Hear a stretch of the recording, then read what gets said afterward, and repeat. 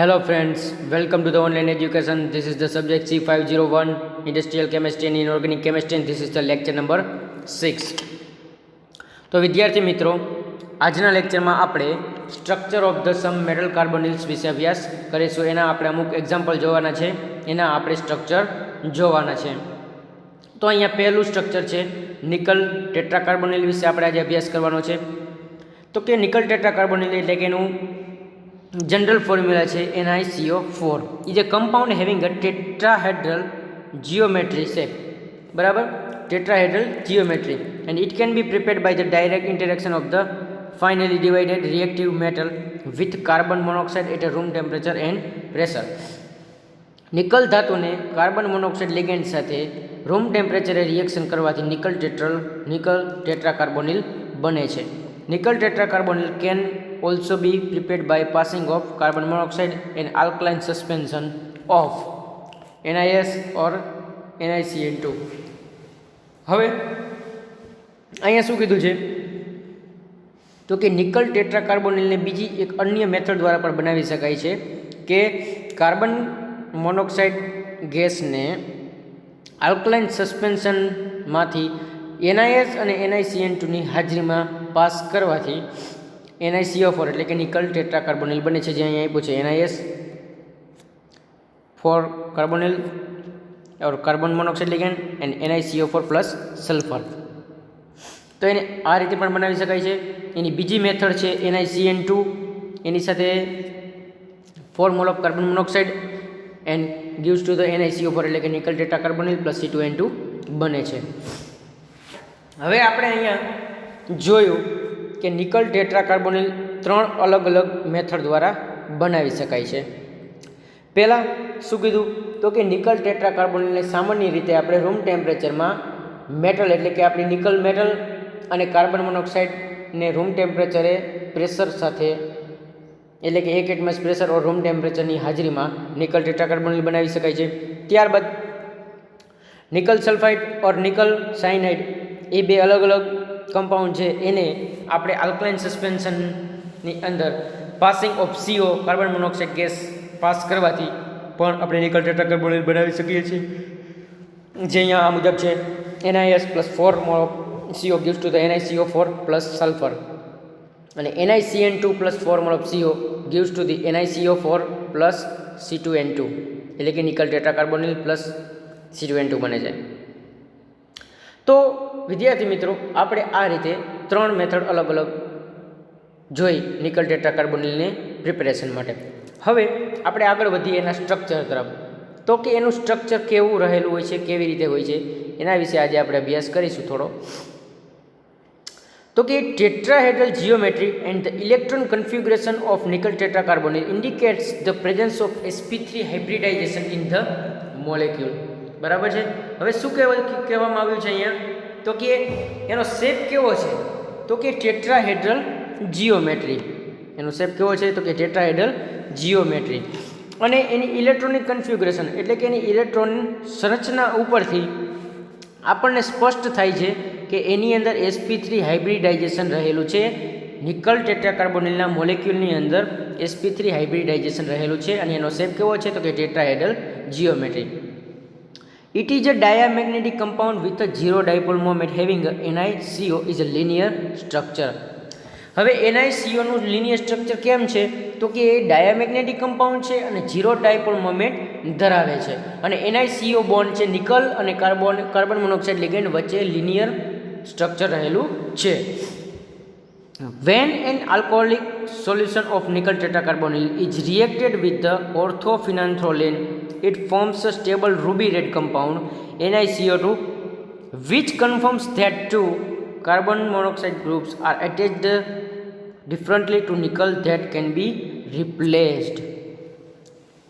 હવે અહીંયા શું કીધું છે કે જ્યારે આલ્કોહોલિક સોલ્યુશનને NiCO4ની સાથે રિએક્ટેડ કરવામાં આવે અને ઓર્થોફિનાન્થ્રોલિનની હાજરીમાં તો રૂબી રેડ કલરનું કમ્પાઉન્ડ બનાવે છે NiCO2 phenanthroline, which confirms that two carbonyl groups are attached different to nickel and that can be replace અને એને કાર્બન મોનોક્સાઇડ લિગેન્ડને રિપ્લેસ કરે છે. બરાબર છે. હવે આગળ જોઈએ એનો ચોથા પોઈન્ટ વિશે Similarly, the reaction of NiCO4 with diazine indicates replacement of only 2 carbon monoxide groups out of 4 by 1 molecule of the diazine. હવે શું કીધું છે અહીંયા તો કે અમુક રિએક્શનની અંદર નિકલ ટેટ્રાકાર્બોનિલ અંદર આપણે જોઈ શકીએ કે ડાયર્સિન જે indicates replacement of only 2 CO groups, એ 2 CO ગ્રુપને શું કરે છે તો રિપ્લેસ કરે છે અને out of 4 by 1 molecule of diarsine, અને એ 4માંથી એક મોલેક્યુલ કેનો હોય છે તો કે ડાયર્સિનનો હોય છે. હવે પાંચમો પોઈન્ટ છે અહીંયા, 2 wire stretching frequencies are 2034 centimeter inverse and 2060 centimeter inverse are observed, which indicates multiple bond between nickel and carbonyl.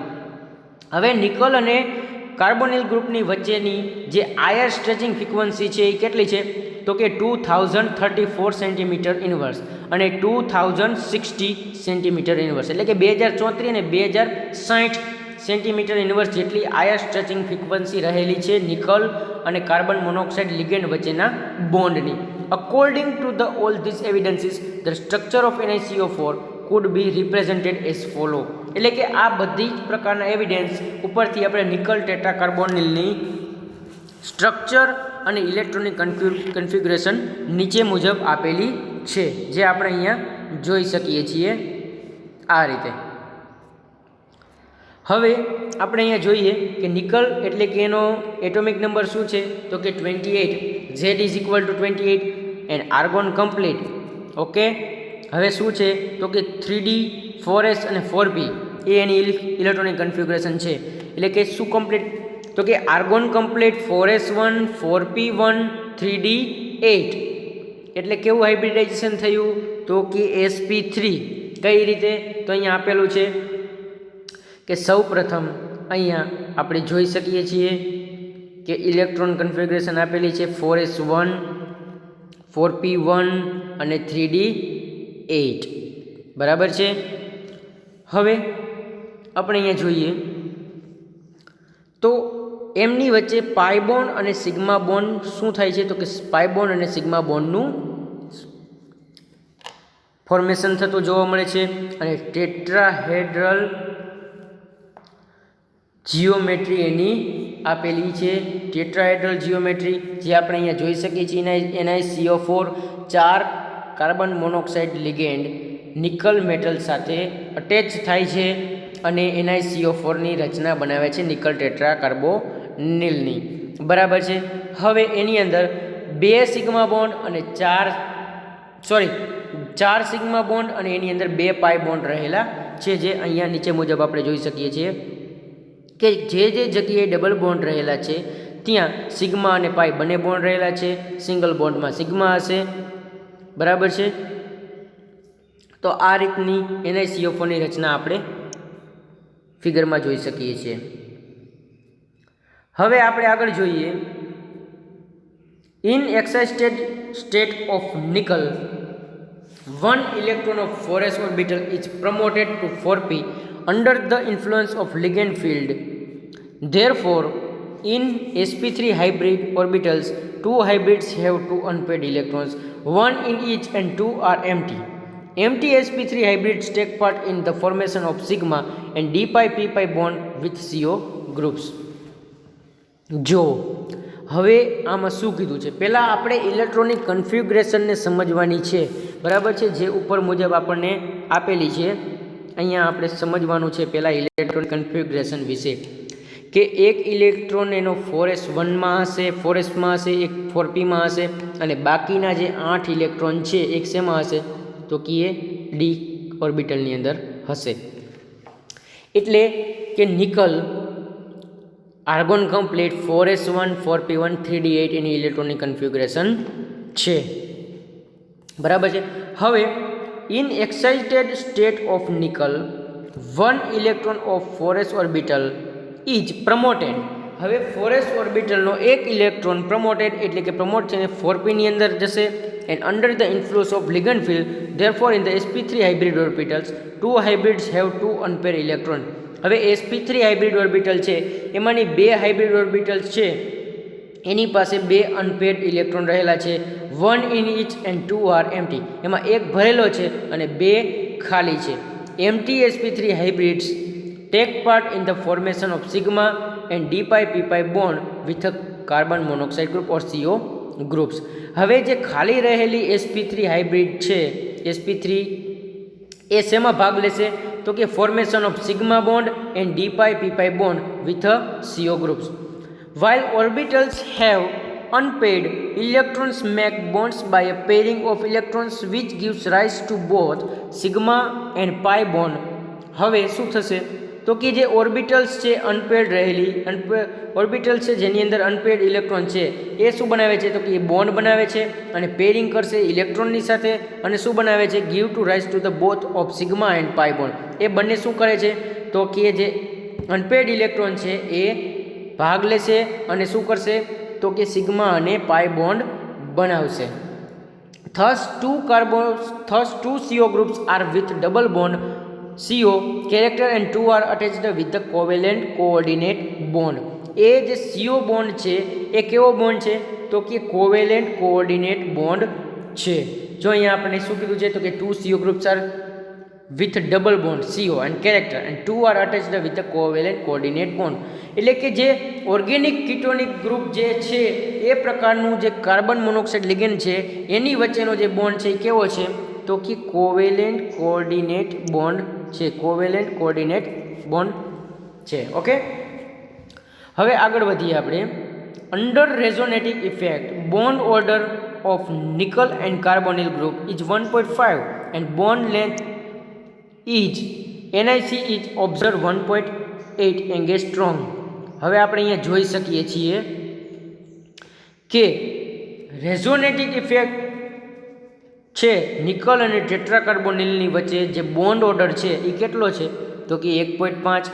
Nickel અને કાર્બન વચ્ચેનું જે ડિસ્ટન્સ છે એ કેટલું છે? તો કે 1.8 એંગસ્ટ્રોમ જેટલું. It is a colourless liquid.